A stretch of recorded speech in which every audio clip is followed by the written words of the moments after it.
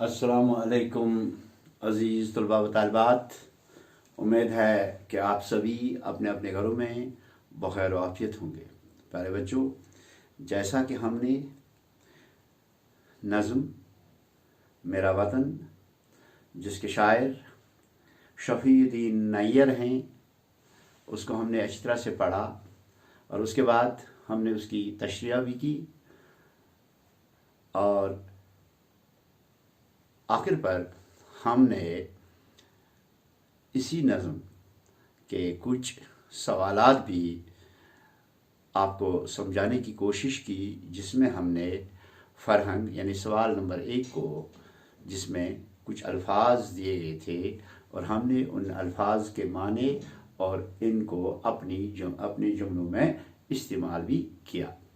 तो प्यारे बच्चों, आज हम इसी नज़्म यानी मेरा वतन जो है हमारा मौजू जो इस वक्त चल रहा है और जिसके शायर शफ़ीउद्दीन नैयर हैं, तो हम उसी नज़्म के बकिया सवालात यानी बाकी सवालात जो हैं उनको समझने की कोशिश करेंगे और समझने के बाद इनके जवाबात को भी समझने की कोशिश करेंगे।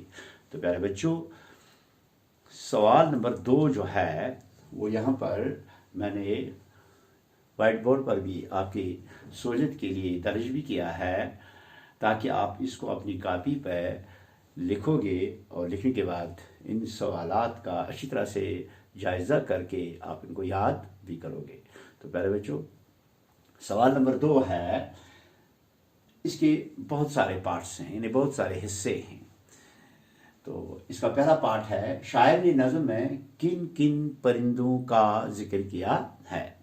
यानी जब शायर ने शायरी की, जब शायर ने अपने दिली जज्बात का इजहार किया, तो यहाँ पर हमसे पूछा जाता है कि आप बताओ कि शायर ने इस नज़्म में किन किन परिंदों का इजहार यानी जिक्र किया है। तो जवाब में हमने लिखा है, शायर ने नज़्म में जिन परिंदों का जिक्र किया है, इनमें चिड़िया, तोता, मीना, मोर, कोयल, बुलबुल, कमरी और चकोर काबिल ज़िक्र हैं।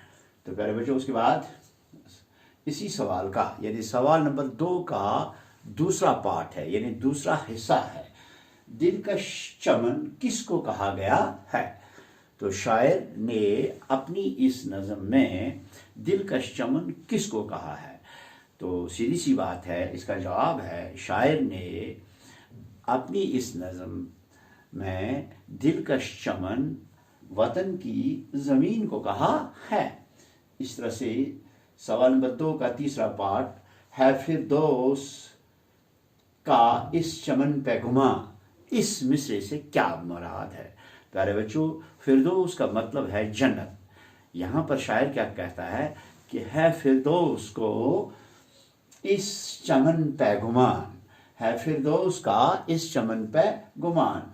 तो इसका जवाब हमने ये लिखा है कि इस मिसरे में शायर हमें ये कहना चाहता है कि जन्नत जो है, यानी जो जन्नत अल्लाह ने बनाई है, उस जन्नत को भी शक है कि ये जो हमारी ये ज़मीन जो है, हमारा वतन जो है, यानी उस जन्नत को भी हमारे वतन पर शक है कि शायद जन्नत यही मत है। तो प्यारे बच्चों, यहाँ पर हमने इसका इस तरह से शॉर्ट जवाब लिखा है, इस मिसरे में शायर ये मुराद करता है कि जन्नत को भी हमारे वतन के बाग पर शक है। इसके बाद है सवाल नंबर 2 का चौथा पार्ट, इस नज़्म में हमारे वतन की क्या क्या खूबियाँ बयां की गई हैं। यानी इस नज़्म में हमारा वतन जो है, हमारे वतन की कौन कौन सी खूबियाँ हैं जिनको शायर ने बयां किया है। तो इसका जवाब हमने यहाँ पे लिखा है कि इस नज़्म में वतन की मोहब्बत और वतन दोस्ती की खूबियों को बयान किया गया है।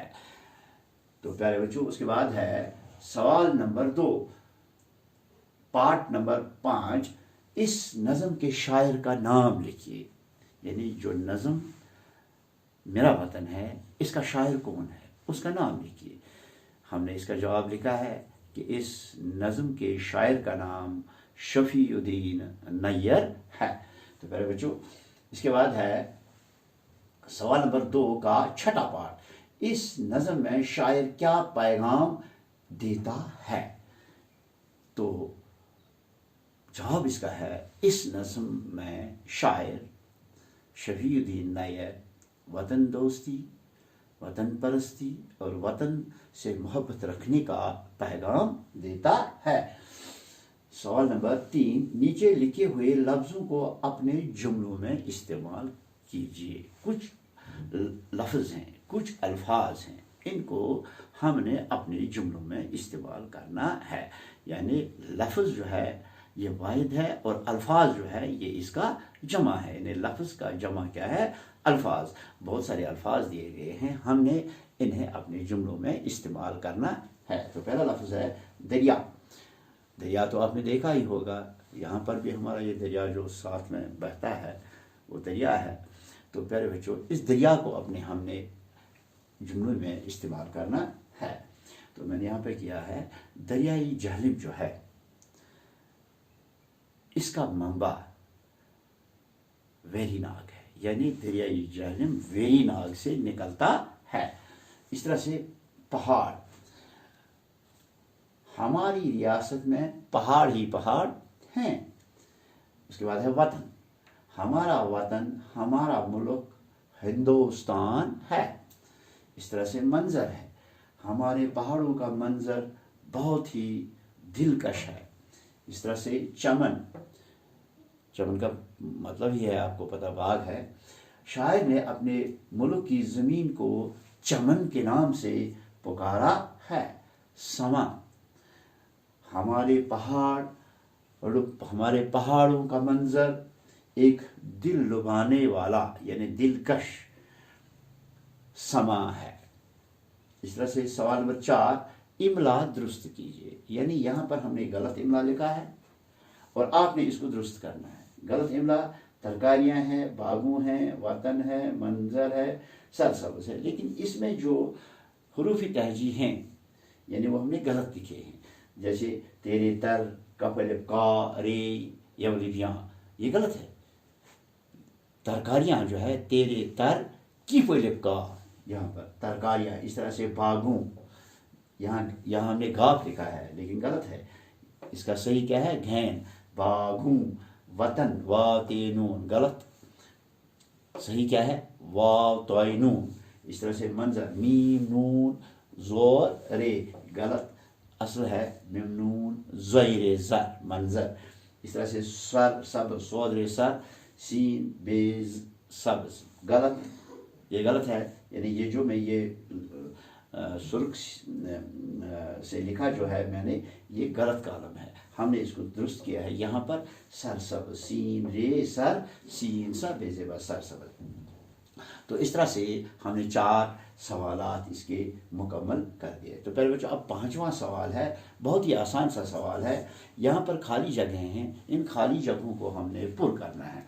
जैसे कि यहाँ पर वो चिड़िया वो तोता डैश डैश डैश, वो चिड़िया वो तोता वो मीना वो मोर, वो मीना वो मोर हमने लिख दिया, यहाँ खाली जगह थी। इस तरह से वो कोयल वो बुलबुल डैश डैश डैश, वो कमरी चकोर, हम लिखा है हम कमरी चकोर।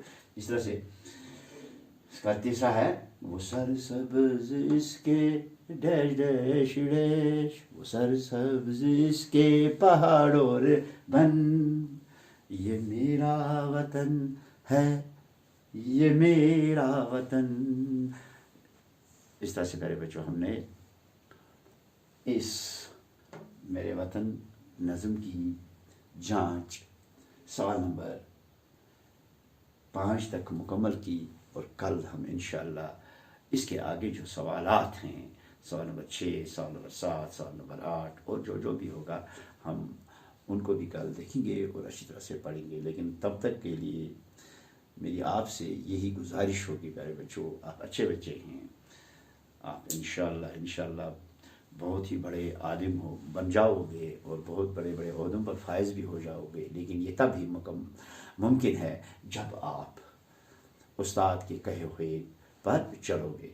تو میرا یہی کہنا ہے کہ آپ اپنی کتاب کو کھولو گے، صفحہ نمبر 112 اور 113 پر کتاب کو بھی دیکھو گے، اس ویڈیو کو بھی دیکھو گے، اور میں آپ کو یہ فوٹوگراف بھی اس کا سینڈ کروں گا جیسے روز کرتا ہوں، تاکہ آپ کو آسان ہو جائے گا اور آپ اچھے بچے ہو، پیارے بچوں، خوش رہو، انشاءاللہ کل ملیں گے۔